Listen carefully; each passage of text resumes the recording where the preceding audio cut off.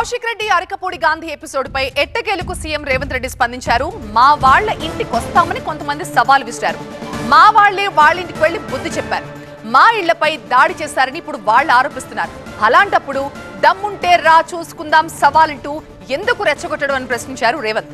మా వాళ్ళు ఎవరి జోలికి వెళ్లరు, కానీ మా జోలికి వస్తే మాత్రం ఊరుకోమని చెప్తున్నారు సీఎం రేవంత్. నిన్న మన వాడొకడు వీడొకడు మోపైండు. వాళ్ళు వీళ్ళు వాళ్ళ చెంచాగాళ్ళు కార్యకర్తల మీద కేసులు పెట్టాలనో కార్యకర్తల మీద దాడులు చేస్తామనో ప్రయత్నం చేస్తారు. మన ఇంటికి వస్తామని చెప్పారు, కానీ మనోళ్ళే వాళ్ళ ఇంటికి పోయారు. చింతపండు అయినాక చెప్తారు మా ఇంటికి వచ్చి తన్నీరని. సంకనాకనిక విలువాలనా రా చూసుకుందామని. అందుకే నేను చెప్పిన, నేను లేను, శాంతి భద్రతలు వస్తానే చూసి శాంతి భద్రతలను సరిదిద్దండి అని చెప్పిన.